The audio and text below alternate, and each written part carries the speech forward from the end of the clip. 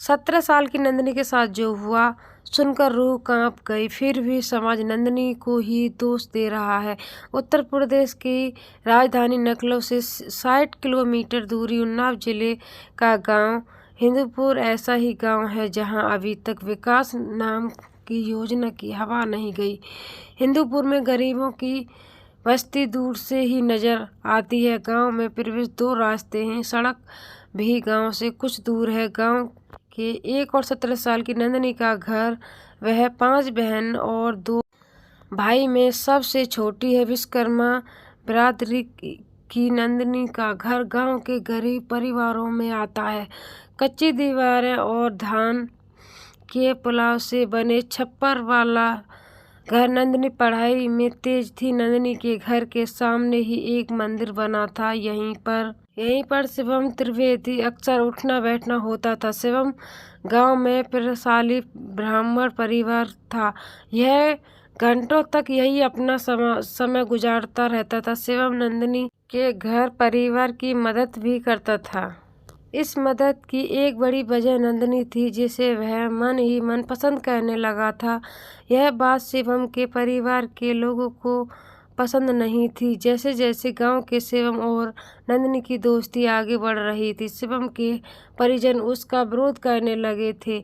एक दिन की बात है, शिवम और नंदिनी मंदिर पर बैठकर बातें कर रहे थे। यह बात शिवम की माँ को पता चली तो वह अपने छोटे बेटे शिवम के साथ वहां आई और लड़की को बुरा भला कहना शुरू कर दिया। शिवम के घर वालों ने जब नंदिनी का बुरा भला कहना शुरू किया तो नंदिनी ने भी उन्हीं ऐसी तरह जवाब दिया। यह बात शिवम के भाई शुभम को बुरी लगी। उसने नंदिनी के साथ झगड़ा शुरू कर दिया। झगड़े के दौरान शिवम पूरी तरह चुप रहा। झगड़े के बाद शिवम के घर वालों ने उस नंदिनी से दूरी रहने की सलाह दी। शिवम ने भी घर वालों की बात मानते हुए नंदिनी से बात करनी बंद कर दी। कुछ दिन शिवम नंदिनी से दूर रहा भी, लेकिन यह दूरी ज्यादा समय तक नहीं बनी रही पाई।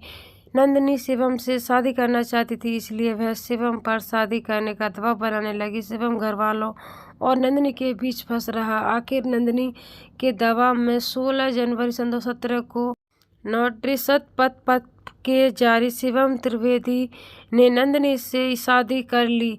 दोनों ने शादी कर ली, लेकिन अब उनके सामने समस्या यह थी कि गांव और घर के लोगों को अपनी शादी की बात कैसे बताएं। शादी के बाद दोनों अपने गांव से दूर रायबरेली शहर में साकेत नगर में रहने लगे। जब घर वालों को पता चला तो रायबरेली पहुंचकर उन्होंने शिवम को समझाया। शिवम घर वालों के दबाव में आ गया। इसके बाद वह शादी के मुकराने लगा। बस यही से नंदिनी और शिवम के बीच रिश्ते बिगड़ने लगे।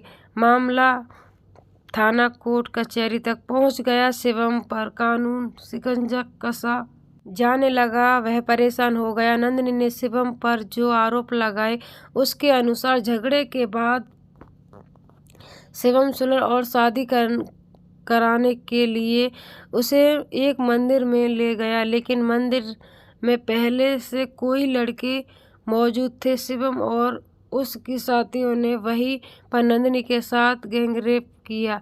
इतना ही नहीं, उन्होंने उसे चुप रहने की धमकी भी दी। अपने साथ हुए इस धोखे पर नंदिनी ने भी सोच लिया कि वह अब चुप नहीं बैठेगी। उसने मामला पुलिस में जाने और शिवम को सजा दिलाने की ठान ली। 8 सितंबर सन 2017 को नंदिनी ने रायबरेली जिले में लालगंज कोतवाली पहुंची और अब बीती सुनाकर शिवम व उसे साथियों के खिलाफ मुकदमा दर्ज कराने की दरख्वास्त की, लेकिन पुलिस ने केस दर्ज नहीं किया। तब 10 दिन के बाद 18 दिसंबर को नंदिनी ने एसपी रायबरेली को रजिस्ट्री डाक से अपना शिकायती पत्र भेजा। इसकी भी कोई सुनवाई नहीं हुई।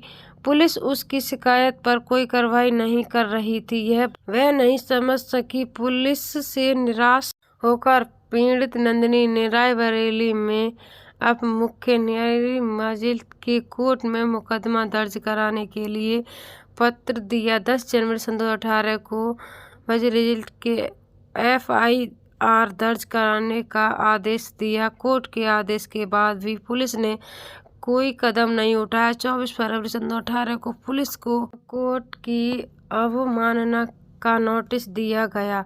तब पुलिस ने दबाव में आकर मजबूरी में 1 मार्च सन 2018 को मुकदमा दर्ज किया।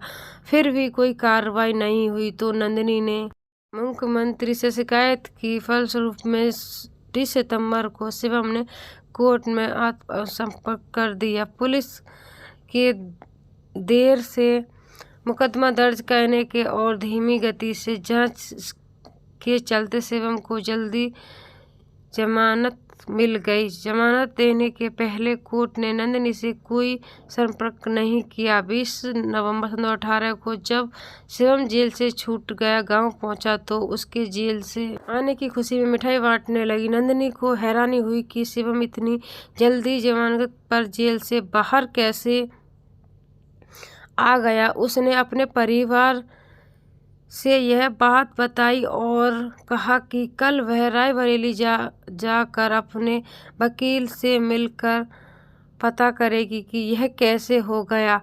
रायबरेली जाने के लिए नंदिनी को सुबह 5 बजे कानपुर से रायबरेली जाने वाली ट्रेन पकड़नी थी। 3 सितंबर सन 2018 की सुबह नंदिनी ट्रेन पकड़ने के लिए अपने घर से निकली। घर से स्टेशन करीब 2 किलोमीटर दूर था। नंदिनी सुबह 4 बजे जब अपने घर से निकली तब साढ़े का समय था। रास्ते में अंधेरा भी था।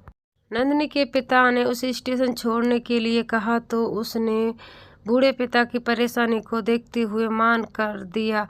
वह अकेली ही घर से निकल गई। गांव से स्टेशन के रास्ते में कुछ रास्ता ऐसा था जो सुनसान रहता था। इसी जगह पर नंदिनी पर मिट्टी का तेल छिड़क कर आग लगा दी गई। नंदिनी खुद को बचाने के लिए मदद के लिए दौड़ रही थी।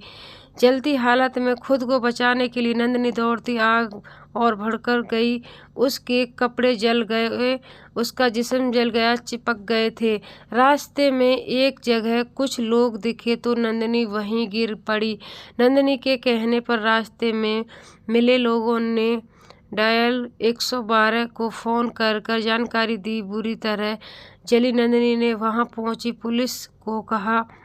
पुलिस को और बाद में प्रशासन को बताया कि उसके ऊपर मिट्टी का तेल डालकर जलाने वाले शिवम और उसके साथी थे। 90% जल्दी हालत में नंदिनी को पहले उत्तर प्रदेश राजधानी लखनऊ ले गया, लेकिन उसके गंभीर हालत को देखते हुए उसे दिल्ली के सफदरजंग अस्पताल रेफर कर दिया गया। 3 दिन जिंदगी और मौत के बीच संघर्ष करने के बाद आखिर नंदिनी ने दम तोड़ दिया। पूरे इलाज के दौरान नंदिनी की बहन और मां लखनऊ से लेकर दिल्ली तक साथ दे रही थी। उन्होंने तिल तिल कर मारते देखा। नंदिनी के पिता को दुख है। घटना के दिन वह उससे स्टेशन तक छोड़ने नहीं गए।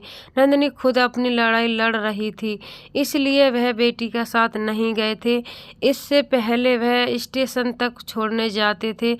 शिवम त्रिवेदी और दूसरे आरोपियों के परिवार के लोगों इस घटना के समर्थक देते हुए कहते कि गुनाह उनके घर वालों ने किया, उन्होंने साजिश के तहत फंसाया जा रहा है। परिवार के लोग कहते हैं कि नंदिनी को जलाने की घटना जिस समय की उस समय उनके लड़के घरों में सो रहे थे। पुलिस ने उनको सोते समय घर से पकड़ा और घर उन्होंने अपराध किया होता तो आराम से घर में नहीं सो रहे होते। शिवम के घर वालों का कहना है कि जब नंदिनी को शिवम से मिलने पर रोक लगा दी गई थी तो उसने रेप का मुकदमा लिखकर शिवम और उसके कार्मिकों को जेल भिजवाने की धमकी दी थी। उन्होंने नंदिनी और शिवम के रायबरेली में रहने की बात से खुद और अनजान बताया। इनके बताने की जेल से शिवम के छूटने के बाद लड़की ने उसे से जेल भिजवाने की धमकी दी। इसके बाद खुद ही मिट्टी का तेल डालकर खुद का जला लिया और लोग सोशल मीडिया पर इस बात का प्रचार भी कर रहे हैं कि शिवम को फंसाने और जेल भिजवाने के नाम पर लड़की 15 लाख रुपए मांग रही थी। इसमें 7 लाख रुपए शिवम के परिवार वाले दे भी चुके थे।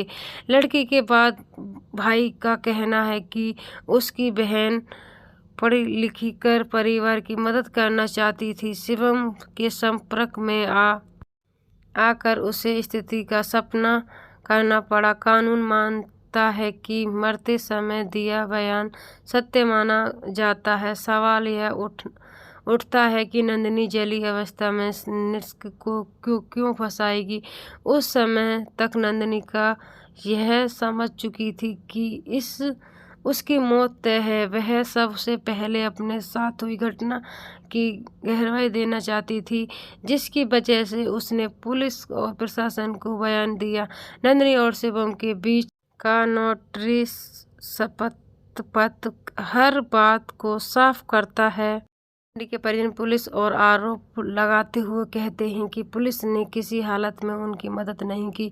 लड़की को जलाने के बाद मामला राजनीतिक कम समझ ज्यादा बन गया है। एक तरफ समाज के लोग लड़की और उसके दिए गए संघर्षों को जिम्मेदार मान रहे हैं। उन्नाव के मामले के बाद तमाम ऐसी घटनाएं प्रकाश के आने लगी। इन घटनाओं के समाज की हकीकत का पता चलता।